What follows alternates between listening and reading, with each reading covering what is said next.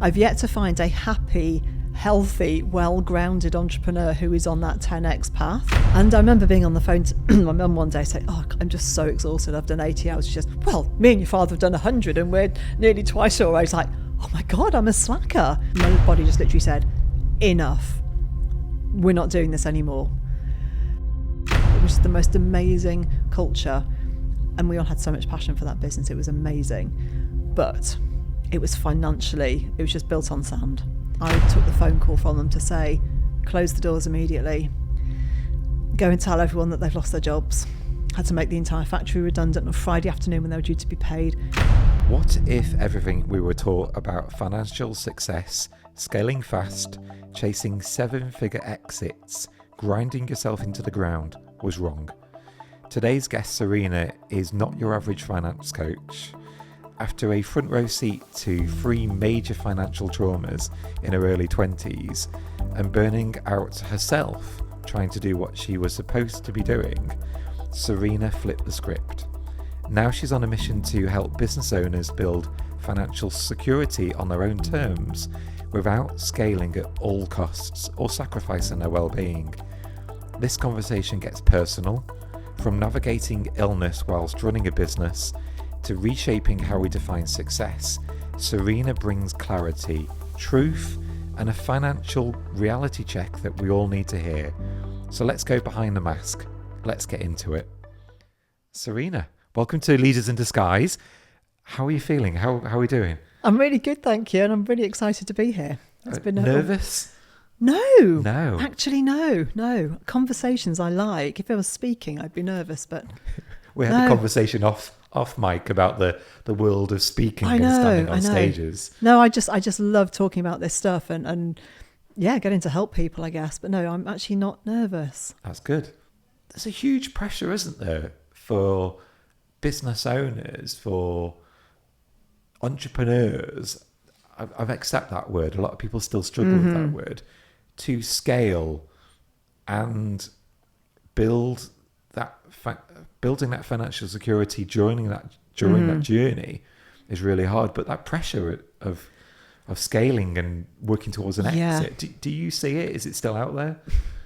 The main reason I've pivoted my business in the last few months into this is because of that exact thing. There's a very dominant narrative in small business that's all about scale, 10x, hustle culture. And whilst it has its place, and there are lots of people teaching that, I think it makes a lot of business owners feel like unless I'm doing that, I'm not worthy, I'm not ambitious, I'm not, I'm just a lifestyle business. I'm not taking things seriously. And there's this kind of polarization between you're either 10xing and scaling to exit, or, you're just a lifestyle business. So, you don't really matter. We don't take you seriously. And there's a couple of problems. Well, there's a lot of problems with that. First of all, it puts huge pressure on people. I've yet to find a happy, healthy, well-grounded entrepreneur who is on that 10x path. Literally yet to find one. I'm sure there are them. But generally, people are working themselves into the ground because this 10x thing is like, this is the measure of your worth. This is how we will tell if you were successful. And I just think for me personally, I find that completely toxic. I think it's all about, for me, it's from what I've been through, and I see, I've been in business 25 years now. I've seen enough to know that often doesn't work, often doesn't have a good outcome for people's lives and health. And there's a lot of joy and security and happiness and financial wealth to be had in a calmer, more intentional, peaceful way of running a business. I was going to say, and we'll get into 10x and that kind of toxic productivity, if I can use that word, productivity, a little bit further in. But there seems to be, for me, my observation is that there's a lot of power, and the narrative has changed, that we can build financially secure businesses without the need to exit or scale. What's changed? What's changed in the last decade or so, would you say? You mean as in people don't feel that pressure? Yeah, I've seen a lot of people where they've started to accept and I wouldn't see even the say power. 10 years. I think it's a very recent thing, actually. I mean, I started speaking about it in the last 6 months, and there was a kind of real shock reaction to it of like, oh my goodness, someone's saying that finally. I actually don't see what you're seeing. I see that the 10x culture has become more and more dominant.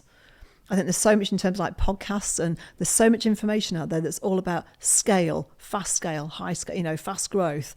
So much, whether that's driven by, seeing the unicorns and the success of digital companies, and people going like, oh my goodness, anyone can create a unicorn, anyone can become a billionaire.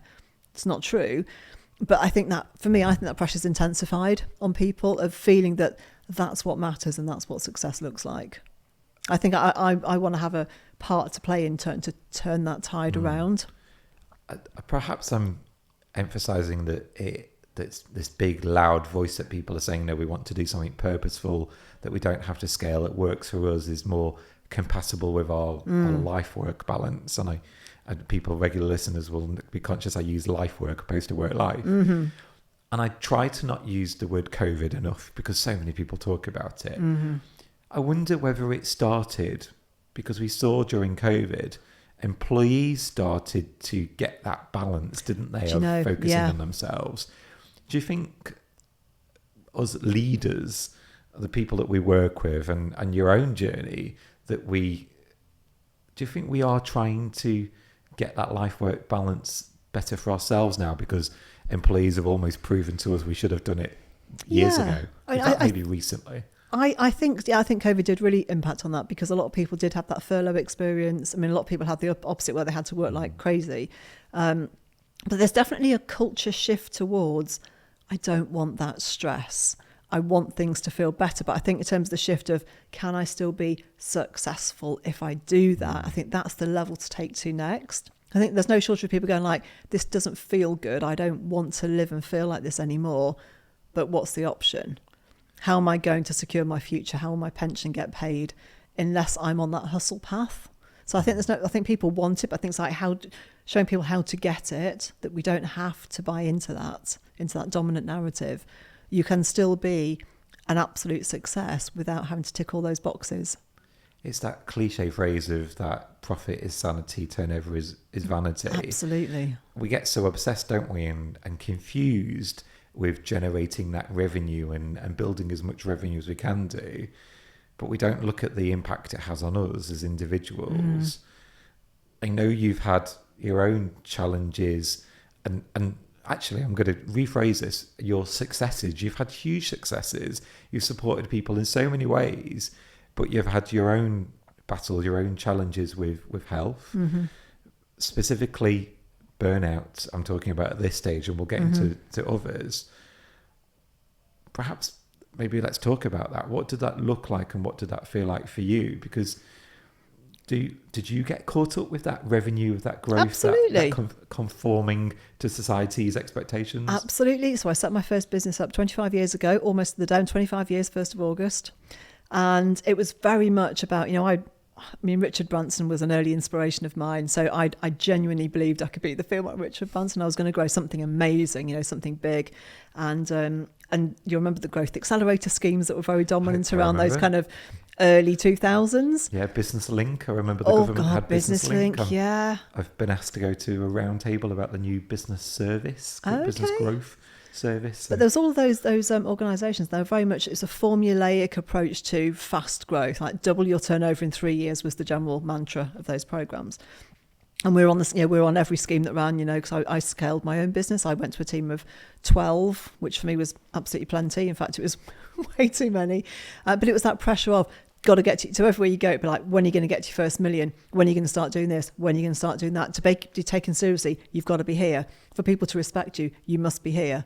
For you to be ambitious, you've got to be here. And I believed it all.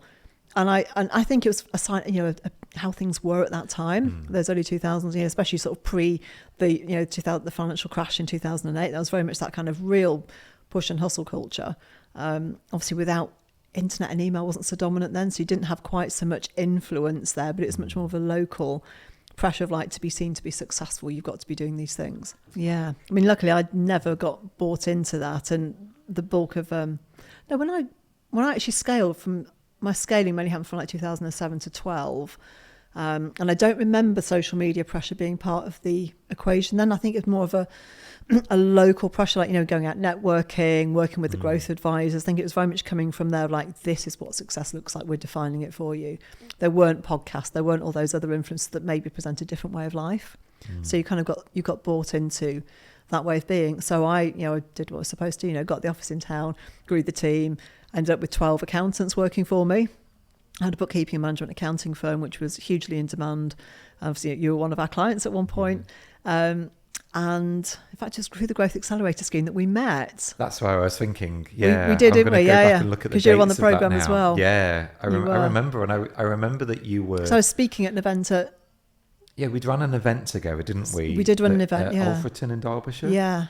And we also spoke at an event somewhere, a cricket round or a... Yes, it might have been Derby. Yeah, we spoke at Derby County Football Club. Yes, I think it was. Yes. I saw the picture pop up the other day. Yes, that's right. Yeah, I was a lot thinner and more well-dressed back then, but I'm going to say comfier on my own body now.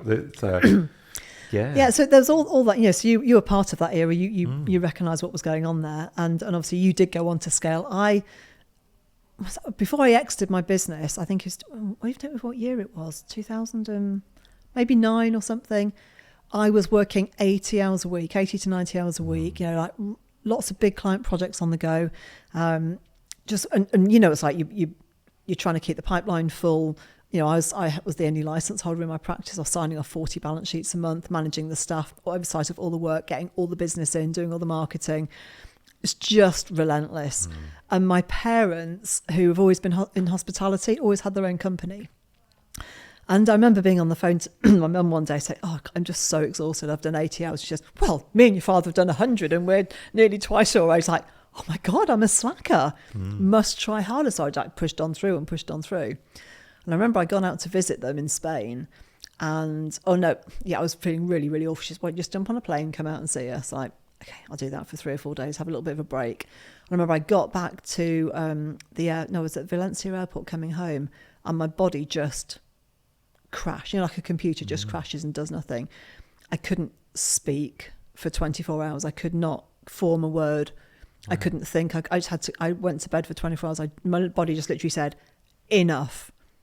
We're not doing this anymore.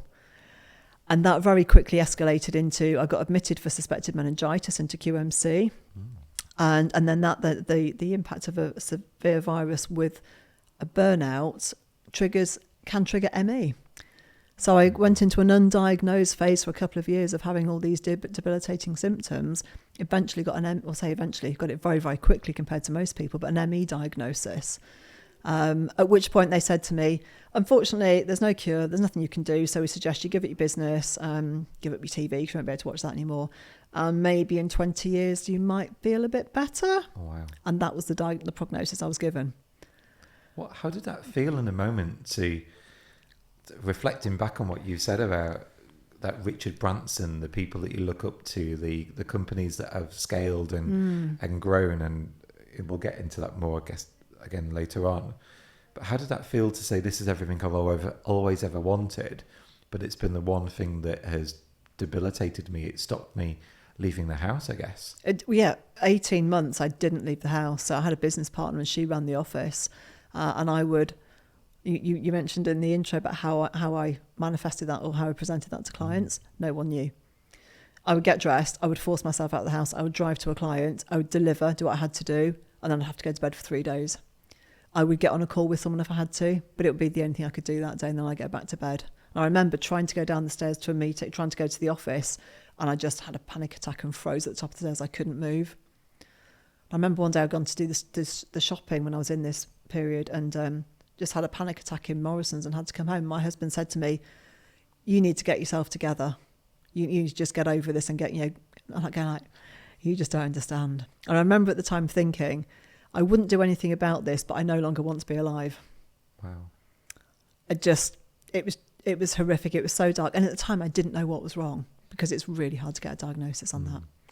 So when I did find out, first of all, like, thank you, there is something. And then my immediate reaction to being told, nothing you can do, love, off you go. It's like, I don't fucking think so.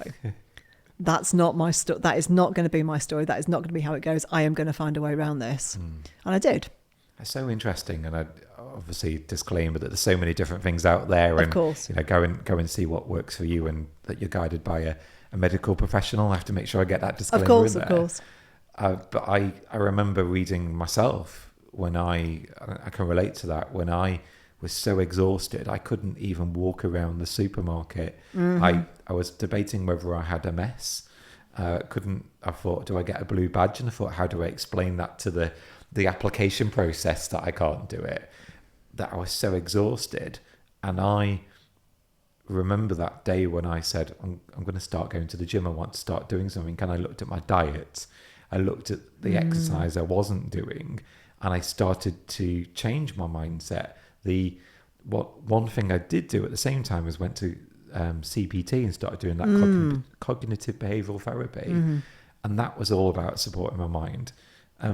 But specifically what you said there about that adrenaline, I opened a book, and I think it was the second page in that book, and it talked about adrenal fatigue. And I'd never heard that terminology. So common in burnout, absolutely. Yeah, I've been there so many times. And you think to yourself, yeah, when you are running at a 20 out of 10 every day, foot to the metal every day. Yeah, nothing left in the tank. When you slow down, you're still running at a 10 out of 10.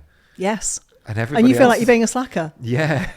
Yeah. And everybody else is running at a 1 out of 10 and they're fine. But you are absolutely still pumping. You're still going. Is that what it's like to be an entrepreneur, to be a leader, to feel like you are never stopping? Does it have to be that way? Or is it, I mean, I think this again comes back to pressure, doesn't it? The pressure to be successful, the pressure to succeed, the pressure to do what you think you're supposed to do. And I think what's coming around now is that people being more conscious and choosing, like, I don't want to feel like that. I don't want that to be the price I've got to pay for whatever success is. And for me, now realising that success actually means I'm healthy. I don't work Fridays. I don't work outside 5 o'clock. I go to the gym 4 times a week. I go walking in the mornings. I have time to eat healthily and make sure that's a priority, and meditate. I don't always do all those things, but I try hard to do them most of the time. And for me, that is more success than an X amount of turnover. And I don't really stress about turnover anymore either. It's about, am I doing work I love? Is my work making a difference? Am I changing lives is my biggest thing. Am I changing lives through the work I'm doing? Am I changing other people's future? Do I get to change how their future pans out? That means far more to me than how much turnover I'm booking. You've spoken powerfully about your early life shaping your mission. Can you take us back to those years and what happened and what lit that fire in you? And I'm specifically thinking of your parents. I'll not spoil it if you would like to talk us through that. Yeah, so I went through 3 significant financial traumas when I was, I think, 21, 22. And literally all these three things happened within 1 year of each other. The second thing that happened was I'd bought a house when I was 18, pushed myself to do it in the days when you could buy a house at 18. And interest rates went to 15%. And the mortgage was more than my take-home pay. And I was already living on a cup of soup and cereal, and my boss gave me money for petrol. But it got to a point where it was completely unsustainable. And on my 21st birthday, I gave the keys back to the Abbey National, who aren't around anymore. And that was my, literally, rather than getting the keys, I actually gave the keys back. I moved in with my parents in their rented accommodation. Because obviously they lost everything and had to start again in rented accommodation. But I had this really great job, and that was kind of supporting the whole family. I joined the business as a £500,000 business. We had retail stores and furniture manufacture. Joined at 500,000, and within 3 years we'd scaled to 10 million. I mean, it was epic growth beyond anything you could imagine. We had 70 or 80 shops in all of the flagship shopping centres all around the country, like your Meadow Halls and the big shopping centres that were opening in those early 90s. And it was a phenomenal company. It really was. The culture was amazing. The bosses, we would literally walk over coals for them. We would regularly work through the night to get shops open. It was just the most amazing culture. And we all had so much passion for that business. It was amazing. But it was just built on sand. We were expanding on the back of, reverse premiums, rent-free periods, going into all these shopping centres.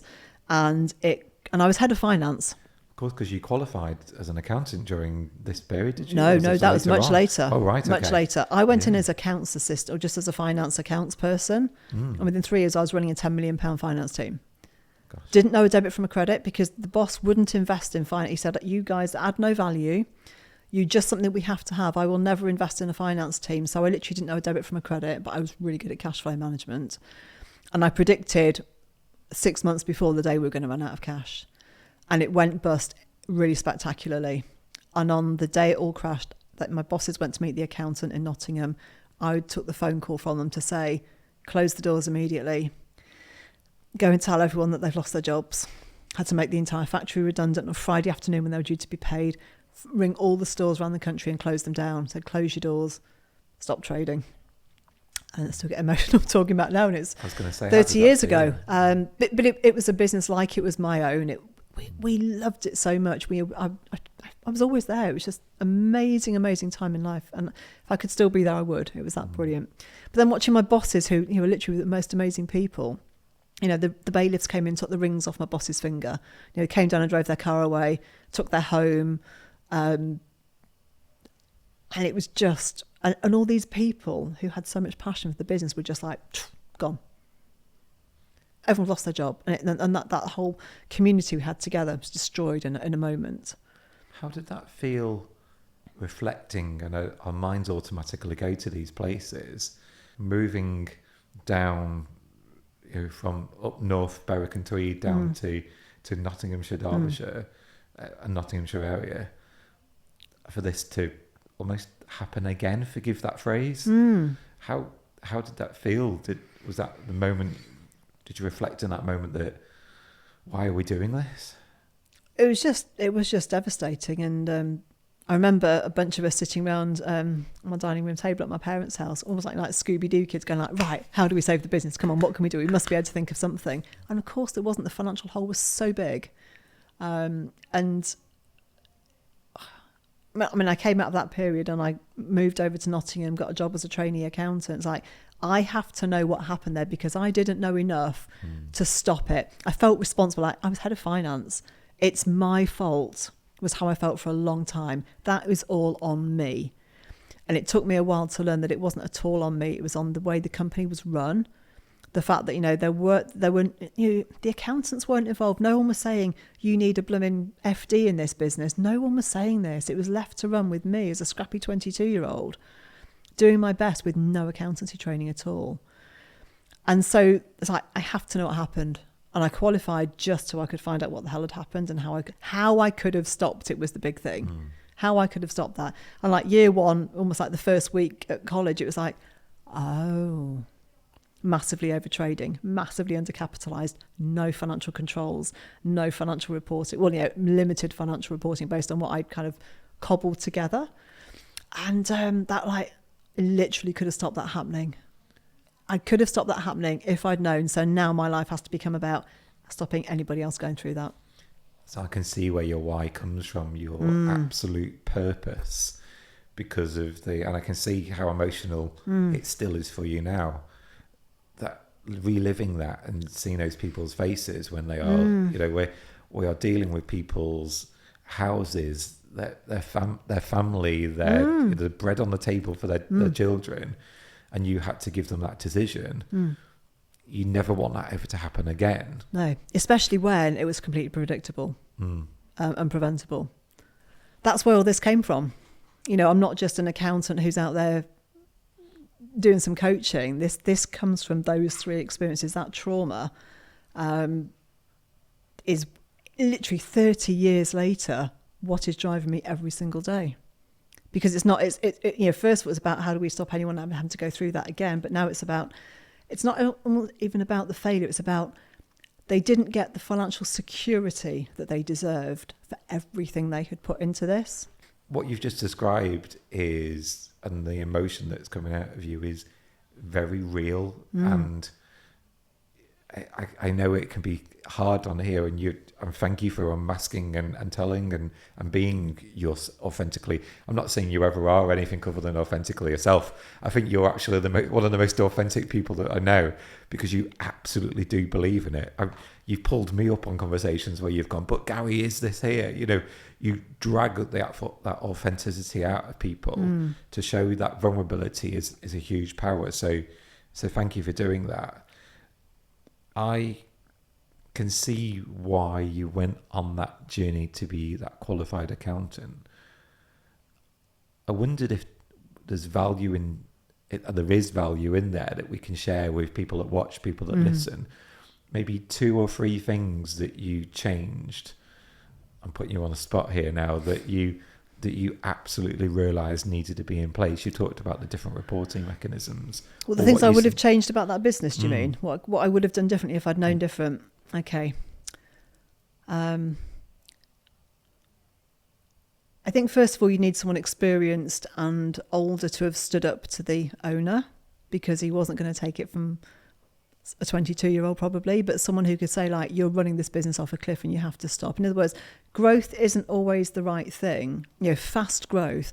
And I saw this a lot on the Growth Accelerator scheme, actually, companies that were being pushed by this cookie cutter approach. You know, I'm sure you remember the big orbit plan that we all had to go through. Yeah. This kind of cookie cutter approach that took zero account of financial strength. So we're going to double, triple your turnover. And it's about knowing that financial resilience is everything, because when you're pushing a company so hard that it could fail at any point, and there's a concept I like to talk about called financial leadership, which is the responsibility we have to the people in our business when we're pushing the business so hard and it could fall over. And that those people, I want people to realise that when you run a business, you hold people's lives and their mortgages and their children and their holidays and their future in your hands. And for people to be disposable and sacked off because, oh, well, we lost a client, never mind, sack off a load of people. Oh, we'll just make a load of people redundant. That makes me really angry, because I think people are pushing too fast, to scale too fast, to hit vanity metrics, and they're putting people's lives in the mix. And I think that's really wrong. And I've heard it said so many times in meetings, well, if that doesn't pan out, we'll just lose some people. And I think that the people aren't disposable. 100%, because you've seen the other side of it. Absolutely. Yeah. Let's talk about this.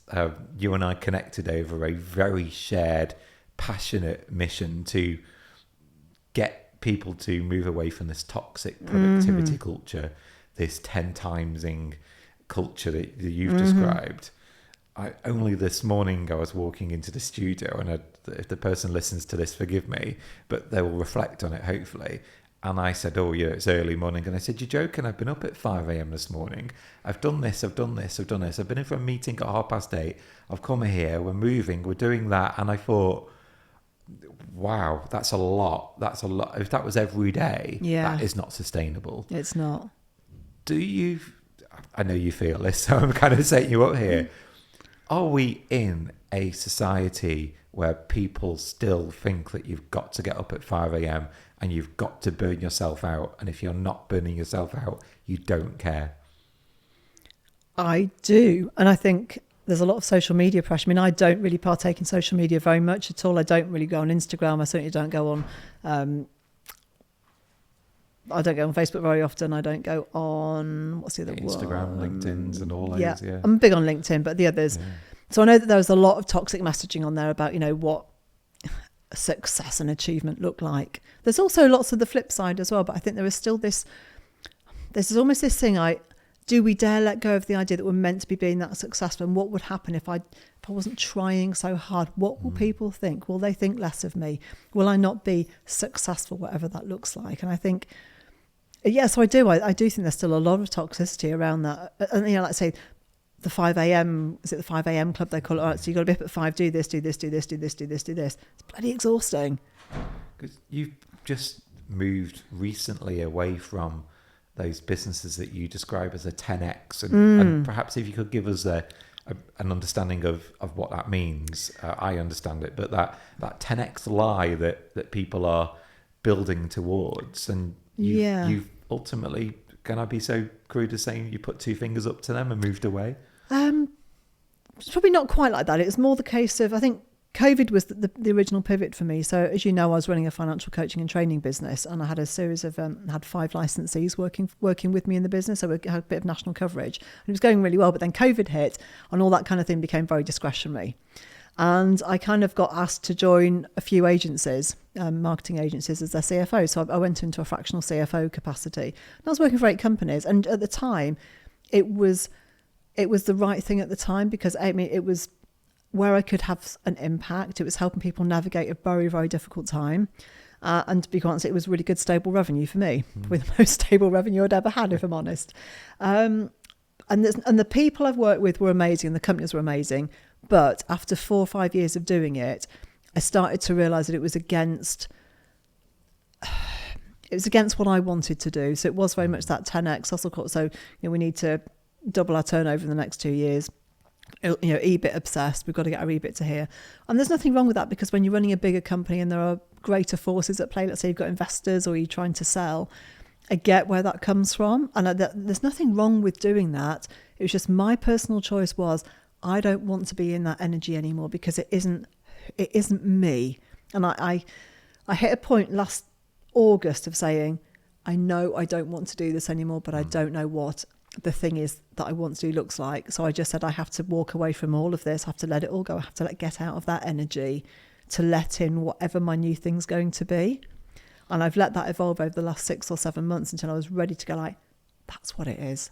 And you've absolutely gone towards where your values are, because just to clarify then, so 10x, so 10x, so it's all about 10 times the value of your business. Yeah, 10 times your revenue, 10 times your profit. It's very much just kind of like vast, aggressive scale culture. Why do people 10x their businesses? Because they're being told that's what success looks like, because they're driving evaluation. So because, an investor, a lot of people are chasing, and we'll come on to this as well, people are chasing I'm going to exit and that's where my wealth will come from. And I've got a very strong position on that particular idea. So that's where people can, if we do this, and you've got your Silicon Valley success. So people are seeing companies they've actually sold out for millions for the sake of a few years hard graft. And that's the thing of I want to be like that. I want to be a unicorn. I want to be a billionaire. I want to be a millionaire. And it's this thing of being prepared to sacrifice those so much to maybe get it. Because not many people get to exit. Not many people get the valuation they're looking for. And now you've got AI in the mix in a very fast changing world. What might have been made a business valuable last month or last year won't be anymore. Your marketing agencies, we had a fairly safe valuation model a year ago. It's been torn up completely. AI is destroying marketing agencies. So my point is, when people are hell-bent on the kind of 10x, my exit is going to be my future, they're often doing two things. First of all, they have that windfall mentality of this one event will save me. This one event will set my life up. And that's so I used to say in my business is my pension. I believed that for 10 years. I reinvested every penny back in. I was dry because I was going to sell my business one day, and that was the event that was going to make my future. First of all, it doesn't happen for most people. A small percentage of people get to sell, especially when they want, for what they want. But it's if you have a windfall mentality, what you're not doing is going, I'm going to make money now and I'm going to invest it now and let compound interest build my wealth over the long term. And that's the bit that I'm teaching now, is how to make your business strong, really strong, solid, profitable, so that we can get enough money into your pension or investments every month that you will be financially secure whether or not you sell. So what should they be doing then? And you say this from experience, of course. What should we be doing? Well, so for the first 10 years of my business, up to when I was, so from 30 to 40, I was following that model up until really the point I had my breakdown, which was late 30s, I think, of literally, my business is my pension, I'm going to build this and sell it, and da-da-da-da-da. One thing while I think of that, you also don't know what you're going to want or feel in the future. So you think, I will do this for 20 years and exit. You might get ill. I did. You might have a change in priority. You might just we grow as people. We don't know who we're going to be in 5 years or 10 years, and will we still want to do this thing? And if you're locked into it because you've literally put everything on red and said, that's what I'm doing, you're tied to it. Yeah. So I then realised that I don't think it was a very conscious thing at the time like it is now. It's a very intentional thing. I'm just going to really hone down on being intentional with my money, making good profit, and investing lots into my pension and my savings. So lots into my saving pots, my pension, my ISA, and so basically built my wealth over the next 20 years of running a much more, so I'm not that old, 15 years of running a much more intentional business, cleared my mortgage, built up my assets, but and not by going without, but being super intentional about, I've worked hard for that money. What do I want it to do for me? I could blow it, or I could say, no, that's going into pension. That goes in ISA, that goes in all my savings pots each month. So I know no matter what happens, I have cash. And there's that word intentional as well. Intentional, yes, being intentional. Because if you think how much money you've had through your business over the years, I mean, how many millions and millions and millions of pounds have been through your fingers? And how much is left? What have you got left to show? And that's what I think, how much money have I gone through in my small businesses? It's millions and millions and millions. And you're thinking, like, how much of that are you going to keep intentionally and saving it and going? Because when I wanted to pivot out of the business I was in last year, I could afford it. I could afford to go. I can give up 90% of my clients, which I did, because I have big cash buffers. So I hear two balances really. So you've got one in terms of the financial planning and the financial logic and rationale of what's going on. But the other side of things is also saying, look, get your business to keep running for you, get it to be efficient, take the money out in the right form. So a lot of people will just put it into their pension, but actually it's not just putting it into your pension, it's taking it out in the right way. Yeah.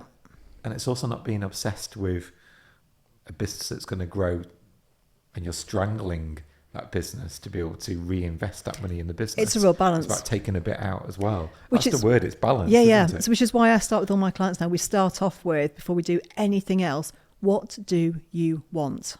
Because most people don't even know.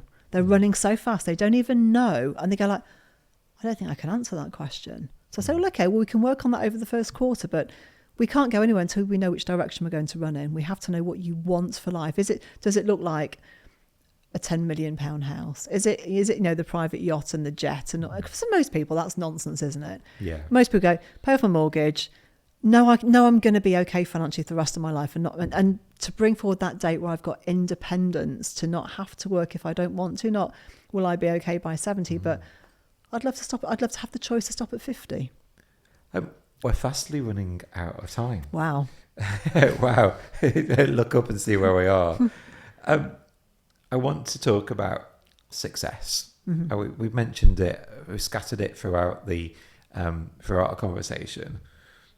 I'd like to, if I may, redefine what success is, and prompt by a LinkedIn post that I saw that you put out, which was about a car. Oh.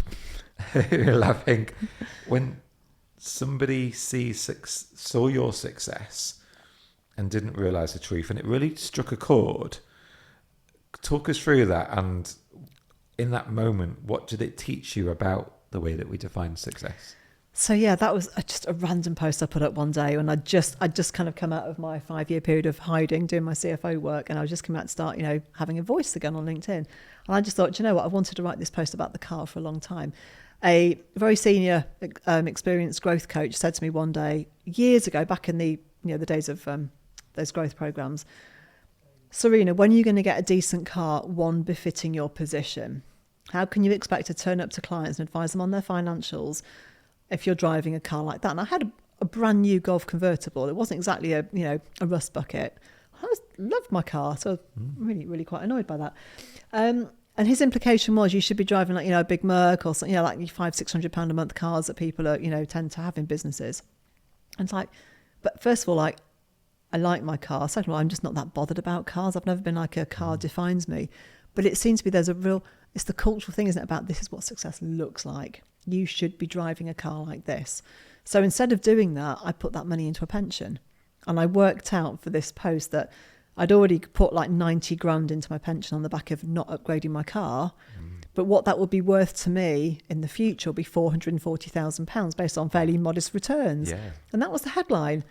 And it went bonkers viral. It was like 800,000 views across the world. I was getting messages from presidents of banks in California and Dubai and Australia, and like people all over the world going like, oh my God, thank you for saying that, because I drive an old car and I get so much pressure from work, or I am driving one of those expensive cars and I don't really want to. And it just really struck a chord of that redefinition of success, of it's not about you should be doing this or you should look like this, and just saying, it's all about what does it mean to you. It's only success if it's success to you. I guess there's a trap there, isn't there, about perception and comparing ourselves to each other. And actually we're going, oh, she isn't doing very well because of the car that I'd think that was a decent car as well. But how people might perceive your success and Yeah. how we look at other Yeah. people's success. They might look and go, oh, they're not spending out a lot of money. And I've been there where I've used to spend out a hell of a lot of money on. And people wince when I say this, and you probably will, because I know you're very astute with your finances. I'd go to the supermarket and buy all the things that I needed and put them in a trolley, tap my card or my phone, as it were, and go out. And people go, how much do you spend on shopping a week? And I go, I don't know. I'd have a look. Yeah. I'd just buy all the things What that you I need, need, and yeah. I'd walk away. And it got ridiculous where I would just go and buy it. And now I don't. And people look at that and they do see, and they worry, and they think, oh, crikey, how well is Gary doing or not? I know. So if you're not spending mindlessly, the implication is you're not successful because you have to watch it. Whereas I flip that over.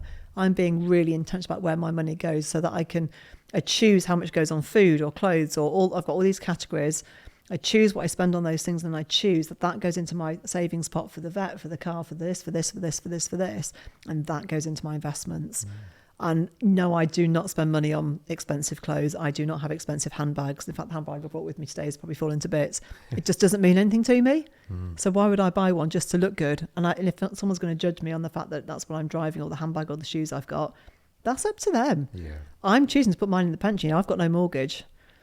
I've got money in the bank. I get to choose. That's worth more than driving a car I don't care about. I feel like this is a post I may write in the future when this podcast goes out. And it's, for me, is it less about the image and more about the journey? Is that the phrase? It's less about the image. It's more about the intention. It's more about what matters to you. And where we're going in the future, and looking at the less about the now and more about the future. And like you say, having that the flexibility, the freedom to go and do the things that matter to you. Yes. And less about looking and being judged in the moment. Yeah, for sure. And it's about being, like I say, most people can't answer the question, what do you want? And it takes a bit of digging, especially when you're on the treadmill and you're just running faster to keep up and look good. But when you're super clear on what you actually want, then you go like, well, why would I spend that? I mean, like, for example, you hear people going, oh, you really must try this restaurant. And you could do that just to be part of the conversation. But for me personally, I love a picnic on the beach more than anything. I like a nice lunch out rather than a fancy dinner. So great, you go to those restaurants. I'm just not that bothered. It's not that I can't afford to do it. I choose to spend my money in a different way. I choose to make sure I've always got plenty of cash. And I'm not like not rolling it, but no, your bag's falling apart. all in relative terms. But I make intentional choices based on what my idea of success is, and that is that I can be healthy and calm and happy, and that doesn't always happen, because I'm still a bit of an achiever, and I still have big things I want to do with my business. But it's about saying, the fact I was able to walk away from that business I had last year and say I can afford to walk away from the whole thing because it's not what I want to do. It's not what's in my heart. And I could stay doing that for years and make really good money, but I have to walk away from it. I feel like I know the answer, but I just wanted to ask you more directly. What do you define as success? I've done a lot of work on this. So for me, it's first and foremost, it's being healthy, because I've had some major health scares. It's being healthy, and it's being able to enjoy my life.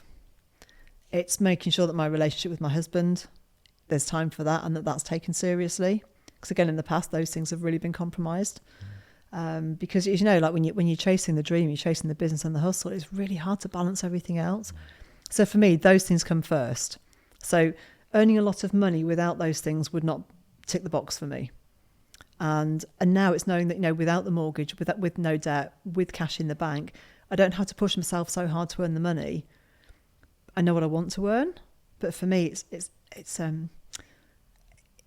success is knowing what I want and living in an intentional way, and my business enabling that for me, and being able to be healthy enough that I can carry on working as long as I want to. And the big one for me, success is get to change other people's lives, because I know that finance is so fundamental to everybody's life, to their financial to their mental wellness, their stress levels. It changes your life when you've got control over your money, and you've got money working for you, and you've got cash. in your business and in your personal life. So, I mean, success for me isn't about, I'm not chasing an X million pound turnover. I'm not ever going to take people on again, because for me, that's not success. I'm not a good people manager.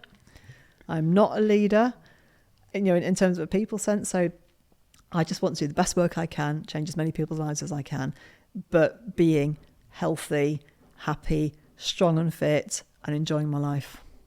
Perfect. And that comes first. So there's people that are watching, that are listening, that have absolutely, I know I've rethought a few times during our conversation, as I do every time, what success might look like for me, what challenges I might be going through right now. There's going to be a few people that are going to be listening and watching that are in situations in their business where they're just thinking, why am I doing this? What's that first step that they need to take to find some peace?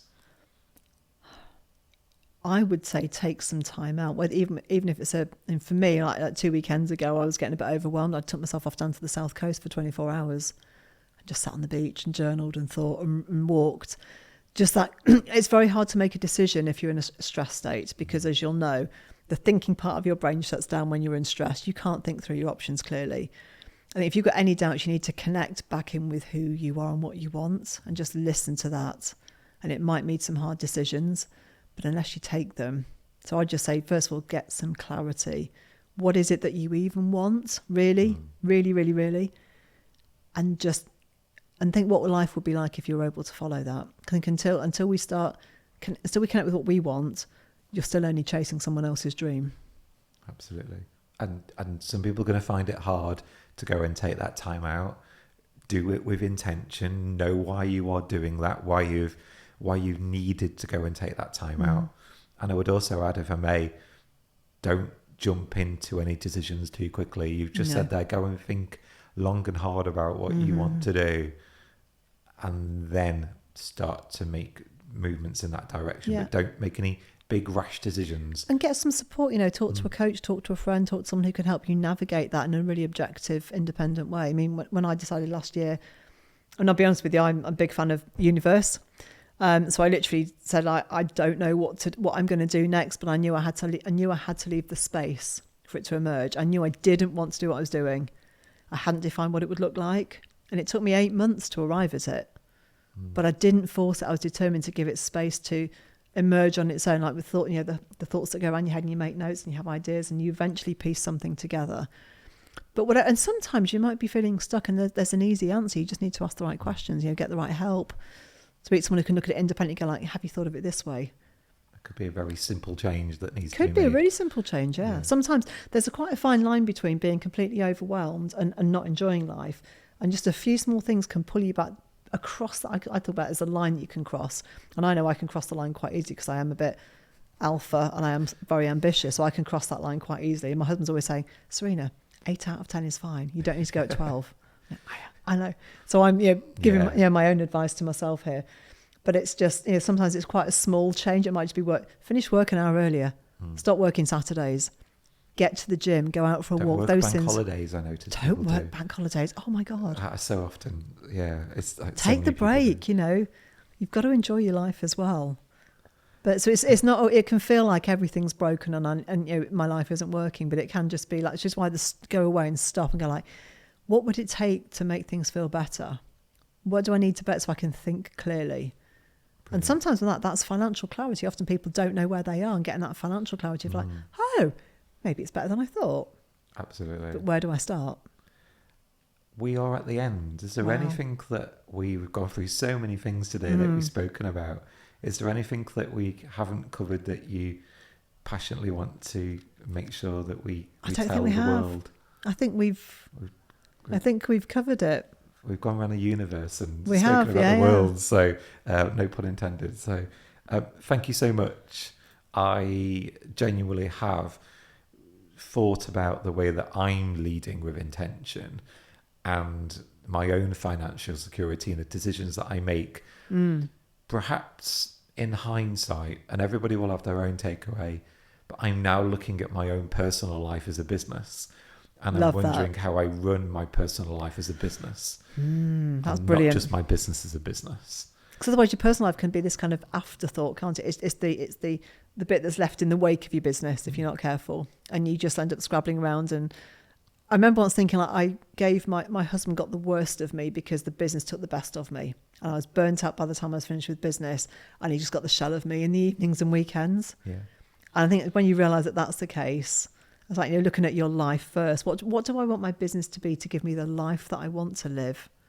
Not just what's the bit of life I end up with after my business has spat me out at the end of the week. And get that configuration right as well. Yeah. So, definitely. Well, thank you. Oh, thank you. It's been an absolute pleasure talking to you. Bless you. We could talk all day, couldn't we? So we could do, and we said that last time, and I think we might have just done it again. So thank you. I say this every time to people. If you like what you heard, if you've absolutely are watching and you want to get involved, you've got a story that you've gone through, a challenge that you faced, whether that be physical, mental, something that you want to share with the world that you're experiencing and unmasking.